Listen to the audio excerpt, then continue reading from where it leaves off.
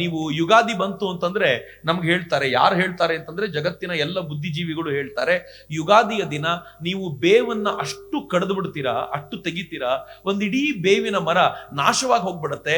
ಯುಗಾದಿ ದಿನ ಅಷ್ಟೆಲ್ಲ ಬೇವು ತಿನ್ಬೇಕಾದ ಅಗತ್ಯ ಇದೆಯಾ ಅಂತ ಕೇಳಿದ್ರೆ ನಾವು ಹೇಳ್ತೀವಿ ಮರಕ್ಕೆ ತೊಂದರೆ ಆಗ್ಬಾರ್ದು.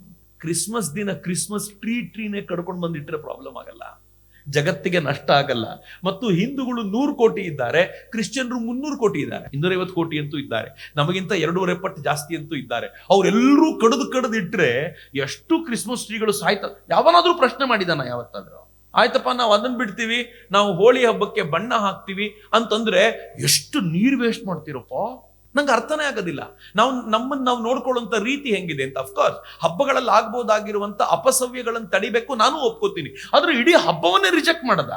ನಮ್ಗೆ ಹೆಂಗ್ ಮಾಡ್ತಾರೆ ಅಂತಂದ್ರೆ, ನೀವು ದೀಪಾವಳಿಗೆ ಬನ್ನಿ, ನೀವು ದೀಪಾವಳಿ ಆಚರಣೆ ಮಾಡ್ತೀರೋ, ಅಯ್ಯೋ ಪಟಾಕಿ ಹೊಡೆದ್ರೆ ಪರಿಸರ ಹಾಳಾಗ್ಬಿಡುತ್ತೆ. ವಿರಾಟ್ ಕೊಹ್ಲಿಯೂ ಬಂದು ಹೇಳ್ತಾನೆ ನಮ್ಗೆ ಬುದ್ಧಿವಾದ, ಪಟಾಕಿ ಹೊಡಿಬೇಡಿ ಅಂತ. ಇವ್ನು ಸೆಂಚುರಿ ಹೊಡೆದಾಗ್ಲೆಲ್ಲ ದೇಶದಲ್ಲೆಲ್ಲ ಪಟಾಕಿ ಹೊಡಿಬೇಕು. ಅವಾಗ ಓಝೋನ್ ಹೇಳುತ್ತೆ, ಇದು ವಿರಾಟ್ ಕೊಹ್ಲಿ ಸೆಂಚುರಿ ಹೊಡೆದಿರೋದ್ರಿಂದ ಪಟಾಕಿ ಹೊಡೆದಿದ್ದಾರೆ, ಹೀಗಾಗಿ ನಾನು ಹರಿಬಾರ್ದು, ದೀಪಾವಳಿ ದಿನ ಮಾತ್ರ ಹರಿಬೇಕು ಅಂತ ಓಝೋನ್ ಹೇಳುತ್ತೆ ಅನ್ನೋ ತರ.